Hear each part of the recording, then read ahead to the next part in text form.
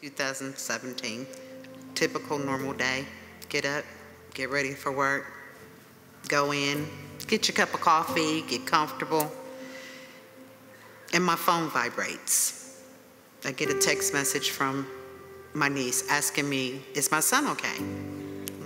What do you mean? Yeah, as far as I know. She sends me a Facebook status of somebody who was trying to get in touch with his family. The screenshot off of Facebook was, Tieran's been shot. He's been shot. Shock, confusion, petrified. I can't lose him. The hospitals won't release anything over the phone, so you gotta go. My mentality at the time was, oh my God, where is, what is, and how am I? Is he dead? Is he alive? My concern was my son. And a song came over the radio that just gave me peace. The song that came on the radio that particular day was a song by Donnie McClurkin. Great is your mercy, I see every day. And that song just resonated, regardless of what my mentality was, regardless of how reckless I was trying to get there and how many people I could have killed on the highway, including myself. Trying to get to my son that I had absolutely no idea whether or not he was alive, gave me a peace that there is mercy, that whatever the storm is, he's there with me. And that gave me the opportunity to be able to walk into the room and look at my baby. I had to turn around because the emotions started flowing even harder that you're alive. You're alive.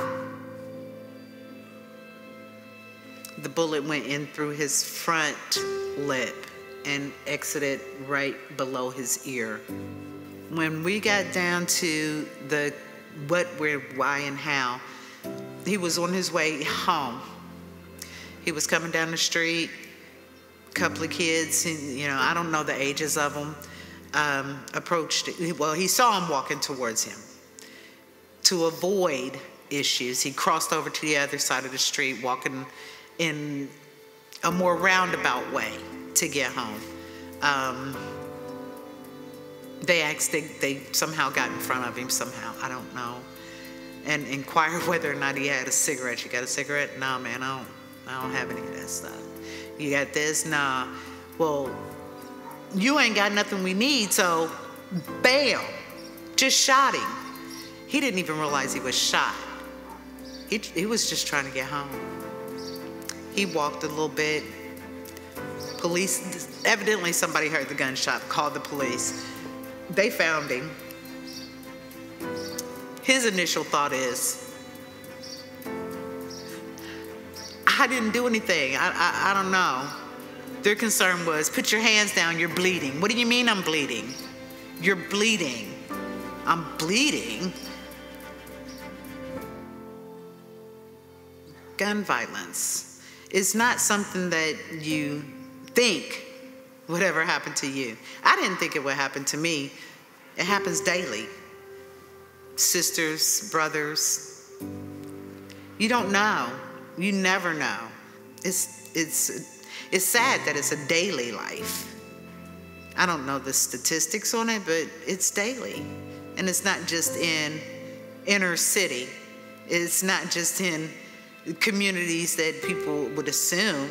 It's ridiculous that you can't even walk to the corner store and not know whether or not you're going to come home. And the part that you don't even want to go out of your house because you never know whether or not you're going to make it home. Kids going to school may not come home.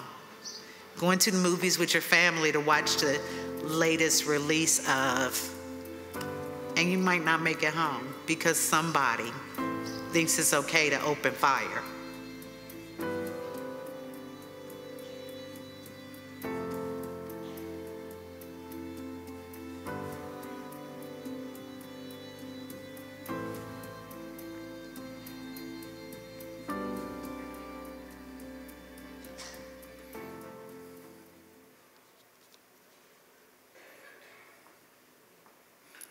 Good afternoon. My name is Peter Matthews. I am a parent who happens to pastor too. Don't let this pretty orange jacket fool you. Just look up orange and gun violence soon. I wonder if we could have a conversation that kind of stretches out, not in moving stuff from us, but giving us an opportunity to listen to each other's hearts. Perhaps listen to each other's hearts over a familiar song. This is the Common English version of Psalm 46. God is our refuge and strength, a help always near in times of great trouble. That's why we won't be afraid when the world falls apart, when the mountains crumble into the center of the sea, when its waters roar and rage, when the mountains shake because of its surging. Psalm 46 is without question one of the most poetic and powerful words depicting the nature of God in the Hebrew Bible. It's relational, it's revelatory, it's righteous in its warning, and Amy, it is a song of action. This psalm implores us to recapture our divine sense of rhythm and get back in step with God for ourselves. To slow down. Pay attention to the calamity that's all around us, to listen to the groans, to learn and to love with a reckless abandon that fosters a renewal that will unleash a world that the church has been longing to step in the void and provide something new. Stephen Backo calls it a more human face. You've heard the story of our sister Lydia and her son Taryn. All too often, these stories throughout history are relatively short in our imaginations. We send out prayers and things on social media. We might even gather in groups in our churches, and then it fades. Good intentions, well-meanings, but it fades. But I would submit that the time for action is upon us. Did you know that there has been one school shooting each week in 2018? That is 23 school shootings in 2018 by the first week of June. Calling all God's people. Our communities are crying, calling all God's people. Our children are dying in our streets without respect to color, nationality, sexual orientation, or income level. Calling all God's people. Might we slow down and hear God's call? In 2018, the United Methodist Church, the Church of Jesus Christ, must live up to our responsibilities and become active stewards of peace right where we are. We must step outside of our illusion of safety and begin to pray with our eyes open and our feet moving. To pray with our eyes open and our feet moving. The time is now to act. We must be ready to listen. Are you willing to listen? Am I? Check out these stats and let me know what you think. In our state, 654 murders, 5,589 rapes. Our beloved state was 6th in the nation in hate crimes. Can you hear our communities crying? 12,523 robberies, 16,111 assaults. The Buckeye State was number 6 in homicides. Are we listening? Indeed, listening is an active trait that's not easily acquired, but you have to pay attention. because some of the skill sets involved in listening are not easily recognizable. If our conference really wants to become moral beacons, we must, in this unprecedented time of gun violence, be willing to move beyond our comfort zones and live and see the marginalized not as acts of charity, but as our moral responsibility and an issue of spiritual renewal. We must cross the lines that separate us, no matter what they are. We must learn to slow down and listen to each other. Slow down. Trust each other. For how can we love a God whom we've never seen and scared to talk to and look at and embrace the folk we see in church every Sunday? We must listen because our streets are becoming soaked with the blood of our children despite where we come from. Our children are dying. Are you listening? We must balance our rights and responsibilities to stop gun violence and gun tragedies in the paradigm of where we find ourselves as United Methodists. For indeed, we have something to say. We say, quote, "We urge congregations to advocate local and national laws that prevent the reduction of gun violence." What are those? I got a couple. Connect with and support those who are directly impacted by gun violence. Support gun violence prevention programs, de-escalation groups, support trainings, and the survivors of gun violence. This is what we said. Ensure that all guns are sold through licensed gun retailers. This is what we say. Encouraging universal background checks for all gun purchases. We say that we want to prohibit all individuals under restraining order due to the threat of violence from purchasing a gun, like someone convicted of a felony or domestic abuse. We say that we want to prohibit persons with serious mental illnesses from ever buying a gun. Karen Cook. We say that we want to ensure greater access to service for those who have mental illness. We say, United Methodists, that we want to ban large capacity ammunition magazines and weapons desired to fire multiple rounds with one trigger pull.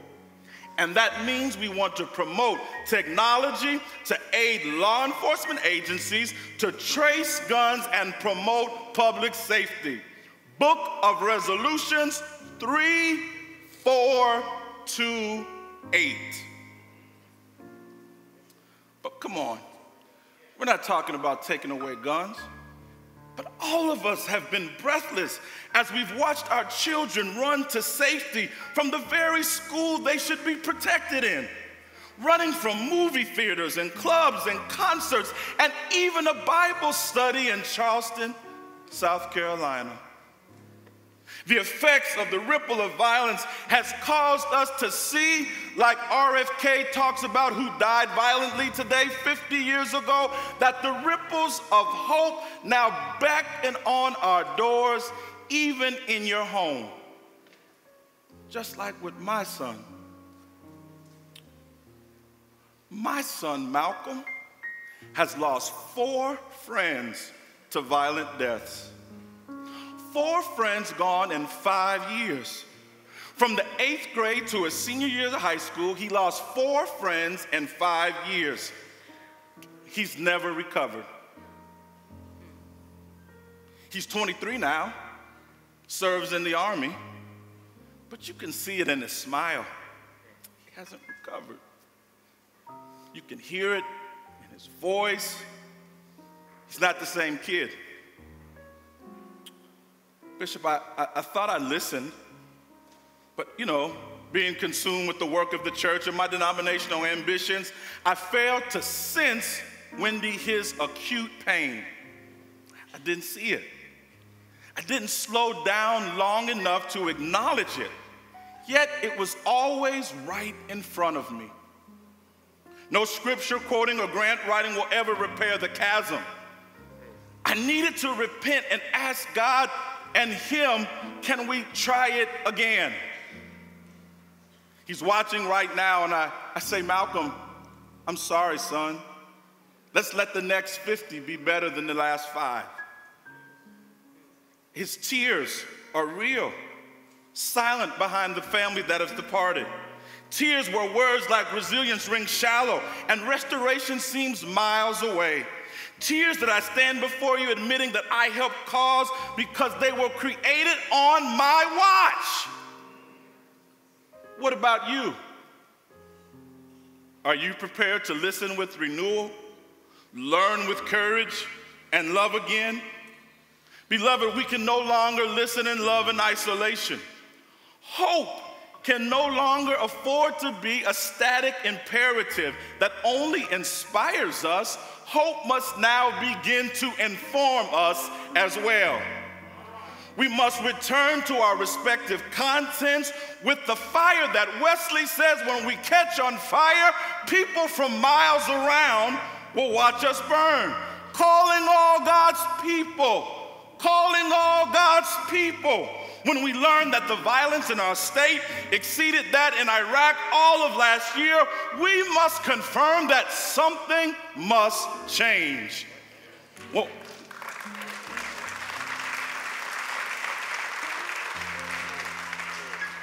why change? Because there are real people with real names that have real stories, and the names get closer to you and to me. Calling all God's people, our children are dying right in front of us. Can we listen with our ears and our heart? Can we learn with a sense of urgency and become stewards in real time right now? And then once we listen and we learn, then we love again with reckless abandon.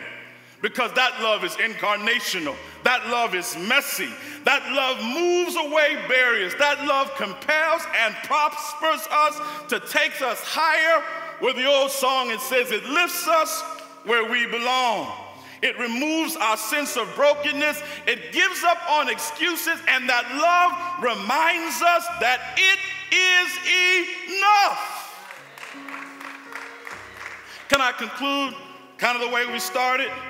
Psalm 46 says, verse 8, and I love the Common English translation. Come see the Lord's deeds, what devastation has been wrought upon the earth, bringing wars to an end every corner of the world, breaking the bow and shattering the spear, burning the chariots with fire. And he doesn't say be still. In the Common English translation, it says, that's enough.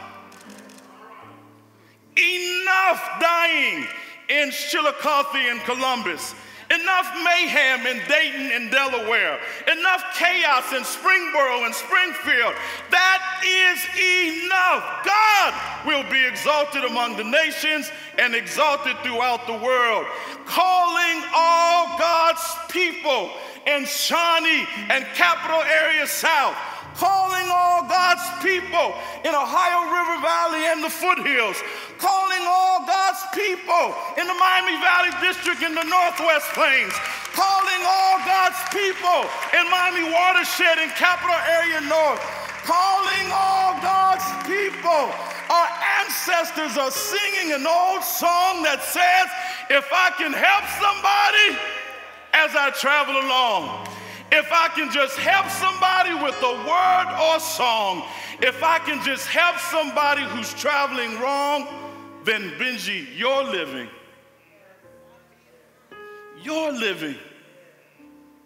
my living will not be in vain. Calling God's people, it's time for us to stand our post.